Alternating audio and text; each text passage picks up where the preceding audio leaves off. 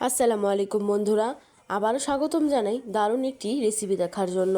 আজকে নুডলস আর ডিম দিয়ে কিন্তু তৈরি করব অসাধারণ একটি মজাদার নাস্তা, আর যা দেখতে যেমন অসাধারণ আর খেতে কিন্তু অনেক বেশি সুস্বাদু হয়। প্রথমে আমি একটি প্যানে কিন্তু পানি গরম করে নিয়েছি, আর এখানে দিয়ে দিচ্ছি আমি কোকোলা নুডলসগুলোকে কিন্তু এখন আমি সিদ্ধ করে নিব। ফিরে এসেছি কিছুক্ষণ পর, নুডলসগুলো কিন্তু খুব সুন্দর সিদ্ধ হয়ে গিয়েছে। এখন নুডলসগুলো নামিয়ে কিন্তু আমি ছেঁকে নিব। একটি ছাঁকনির সাহায্যে কিন্তু ঠিক এইভাবে আমি ছেঁকে নিয়েছি।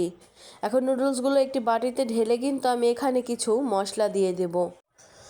আমরা যেই প্যাকেট মশলাগুলো দোকানে কিনতে পাই, আমি সেখান থেকে এক প্যাকেট মশলা এখানে দিয়ে দিচ্ছি। আর দিয়ে দিচ্ছি নুডলসের সাথে যেই মশলাটা ছিল সেই মশলাটা। নুডলসের সাথে কিন্তু এখন খুব ভালো করে আমি মশলাগুলো মেখে নিচ্ছি। সাথে দিয়ে দিচ্ছি আমি ধনিয়া পাতা কুচি আর কাঁচামরিচ কুচি। আবারও কিন্তু একটু মিশিয়ে নিচ্ছি। আর নিয়ে নিচ্ছি এখানে আমি একটি ডিম। আপনারা চাইলে এখানে ডিমের পরিমাণটা বাড়িয়েও নিতে পারেন। ডিমটাকে এখন আমি ভালো করে ফেটিয়ে নিচ্ছি। ফ্যাটানো হয়ে গেলে আমি এখানে দিয়ে দেব পরিমাণ মতো লবণ। আবারও কিন্তু একটু ভালো করে মিশিয়ে নিচ্ছি। অন্যদিকে কিন্তু আমি তেল গরম করে নিয়েছি। আর আগে থেকে যে নুডলসগুলো আমি তৈরি করে রেখেছিলাম, সেই নুডলসগুলো কিন্তু এখন ঠিক পাখির বাসার মতো করে এইভাবেই দিয়ে দিতে হবে। দেখতে যেমন সুন্দর হয় এই রেসিপিটি, আর খেতে কিন্তু অনেক বেশি মজা হয়। অবশ্যই কিন্তু বাসায় এই রেসিপিটি ট্রাই করবেন। এইভাবে মাঝখান দিয়ে একটু ফাঁকা করে দিচ্ছি, আর মাঝখান বরাবর দিয়ে দিচ্ছি আমি যেই ডিমটা ফেটিয়ে রেখেছিলাম সেই ডিমটা।